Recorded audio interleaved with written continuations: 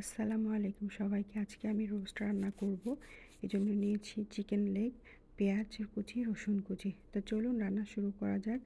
সসপ্যানে আমি তেল দিয়ে দিয়েছি, দিয়ে দিলাম কাঁচা জিরা, পেঁয়াজ, রসুন কুচি, তেজপাতা, দারচিনি, এলাচ, পরিমাণ মতো লবণ। আমার এখন পেঁয়াজটা নরম হয়ে গেছে। এখন দিয়ে দিচ্ছি 1 চামচ আদা বাটা, গোলমরিচের গুঁড়া, দারচিনি, এলাচ গুঁড়া, গরম মশলা গুঁড়া, সামান্য গরম পানি দিচ্ছি। মশলাটা ভালো করে কষানো হয়ে গেছে। এখন আমি চিকেন লেগগুলো ছেড়ে দিচ্ছি। চিকেন লেগগুলো কষানো হয়ে গেছে। আমি এখানে ইয়োগার্ট দিয়ে দিচ্ছি।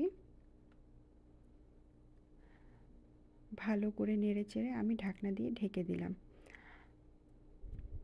আমি পোলাও রান্না করার জন্য অপর চুলায় সসপ্যান বসিয়ে দিয়েছি। নিয়েছি পেঁয়াজ কুচি, টমেটো এবং তেজপাতা। তেল দিয়ে দিয়েছি।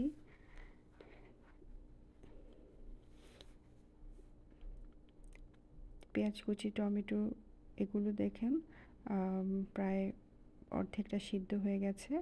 পোলার চাল দিয়ে ভালো করে নেড়ে চেড়ে আমি গরম পানি অ্যাড করে দিয়েছি। আমার পোলাওটাও হয়ে গেছে। এখন আমি এখানে 1 চামচ পরিমাণ ঘি দিয়ে দিব।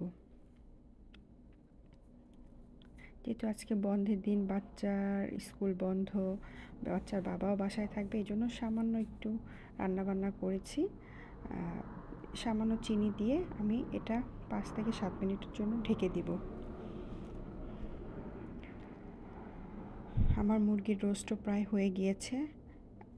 আমি নামানোর আগে 5-6টা লেবু পাতা দিয়ে দিলাম।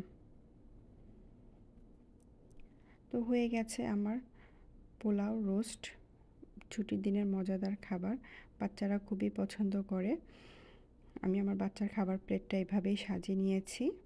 তো ধন্যবাদ কষ্ট করে আমার ভিডিওটা দেখার জন্য। যদি ভালো লেগে থাকে তাহলে অবশ্যই সাবস্ক্রাইব করবেন।